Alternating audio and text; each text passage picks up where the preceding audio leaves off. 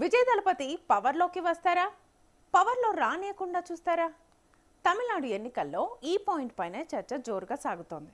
ఎక్కడ చూసినా ఇదే టాపిక్. సినీ హీరోగా మెరిసిన విజయ్ ఎన్నికల్లో రాణిస్తారా?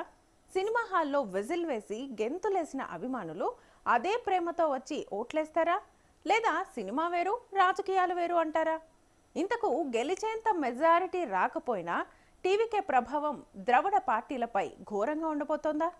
స్టాలిన్కు విజయ్ చెమటలు పట్టిస్తున్నారా? ఇంతకు దళపతి గెయినరా స్పాయిలరా?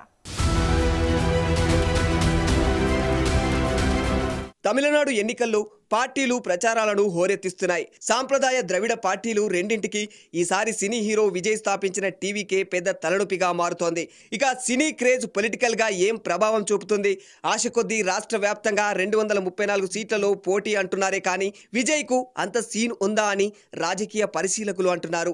డిఎంకే, ఏఐడిఎంకే కూటములు కూడా పైకి విజయ్ ఎన్నికల బరిలో ఉన్నా ఒకటే లేకున్నా ఒకటే, మా ఓటర్లు మాకుంటారు, మా గెలుపు పక్కా అని పైకి గంభీరంగా అంటున్నా వారి మనసులో ఏదో ఒక మూలలో ఓటమి భయం పీకుతోంది. టీవీకే లీడర్ విజయ్ తన విజయంపై ధీమా ప్రదర్శిస్తున్నారు.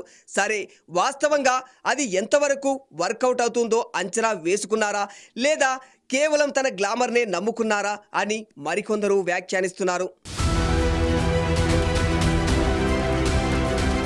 తమిళనాడు రాజకీయాల్లో సినీ నటుడు విజయ్ స్థాపించిన టీవీకే ఏ పార్టీ విజయావకాశాలను ఎంత మేరకు దెబ్బతీస్తుంది, ఏ పార్టీని పవర్లోకి రానివ్వకుండా చేయగలదు, అసలు ఈసారి ఎన్నికల్లో టీవీకే ఎంత ప్రభావం చూపుతుందనేది ఇప్పుడు హాట్ టాపిక్ గా మారిపోయింది. విజయ్ సినీ లోకంలో ఓ మోస్ట్ సక్సెస్ఫుల్ హీరో. అతనికున్న గ్లామర్, ఫ్యాన్ ఫాలోయింగ్ వీర లెవెల్లో ఉందన్న మాట వాస్తవం.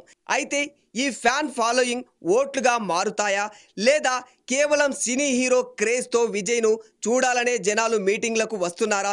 విజయ్ సుడిగాలిలా తమిళనాడు పాలిటిక్స్లో ఎంట్రీ ఇచ్చినా అతనికి నిజంగానే గ్రౌండ్ లెవెల్లో క్రేజ్ ఉందా లేదా హైప్ మాత్రమేనా అని కొందరు పరిశీలకులు విశ్లేషిస్తున్నారు.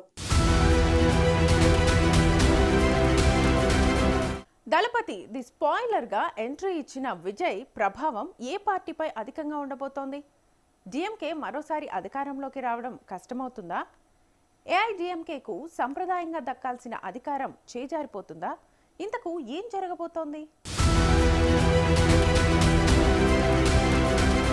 అసలు విజయ్ దళపతి ఓటు బ్యాంకు ఎంత మాత్రం ఉండే వీలుంది? అనుకున్న స్థాయిలో ఓట్లు పడితే ఎలా, పడకపోతే ఎలా?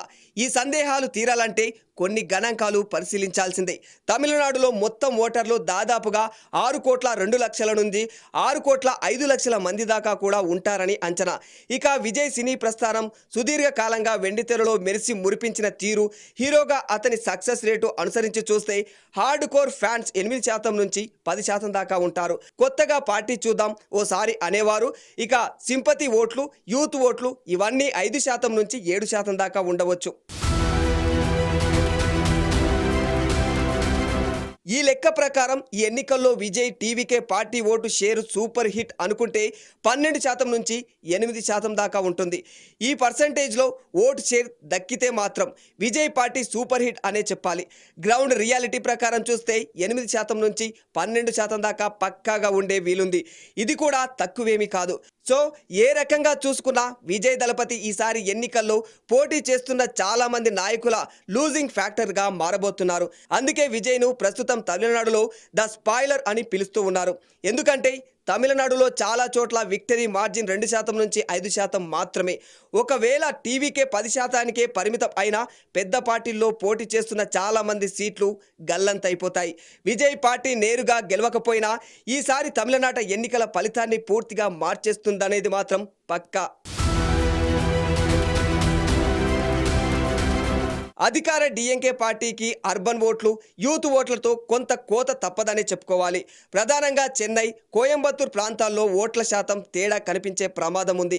ఇక ప్రధాన ప్రతిపక్ష ఏఐడిఎంకే ఈసారి అధికారంపై కొండంత ఆశలు పెట్టుకుంది. ప్రభుత్వ వ్యతిరేక ఓట్లు తమ పార్టీకి గంపగుత్తుగా పడిపోతాయని అనుకుంటోంది. కానీ విజయ్ టీవీకే పుణ్యమాని ఈ లెక్కలు తప్పబోతూ ఉన్నాయి. యాంటీ డిఎంకే ఓట్లలో చీలిక తప్పనిసరి అనిపిస్తోంది. అలాగే గ్రామీణ మధ్యతరగతి ఓటర్లపై విజయ్ ప్రభావం చాలా ఎక్కువగా కనిపిస్తుంది. ఈ వర్గాల నుంచి వచ్చే ఓట్ల షేర్ ఏఐడిఎంకేకు తగ్గే ప్రమాదం ఉంది. రాష్ట్ర వ్యాప్తంగా 234 అసెంబ్లీ సీట్లను పరిగణలోకి తీసుకొని పరిశీలిస్తే విజయ్కు హై వేవ్ ప్రభంజనంలా వీస్తే ఓటు షేరు 15% నుంచి 18% దాకా ఉండవచ్చు. సీట్ల లెక్కన చెప్పాలంటే 25 నుంచి 40 సీట్ల దక్కే అవకాశం ఉంది. ఇదే జరిగితే తమిళనాడు ప్రజలు విజయ్ను నిజంగానే తమ హీరోగా నమ్మినట్లే లెక్క. అలా కాకుండా వాస్తవ పరిస్థితుల ఆధారంగా చూస్తే ఓటు షేర్ 10% నుంచి 12% ఉండే వీలుంది. అంటే 5 నుంచి 15 సీట్లు దక్కవచ్చు. ఇది కూడా తక్కువేమీ కాదు.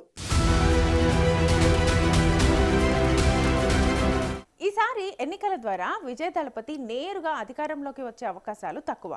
కానీ కింగ్ మేకర్గా, గేమ్ చేంజర్గా, స్పాయిలర్గా నిలిచే వీలుంది. 2026 ఎన్నికల్లో గెలవకపోయినా 2031 ఎన్నికలకు బలమైన పునాది అయితే పక్కాగా పడుతుంది. ఈ అంచనాలు తేలాలంటే ఎన్నికల ఫలితాల దాకా వేచి చూడాల్సిందే.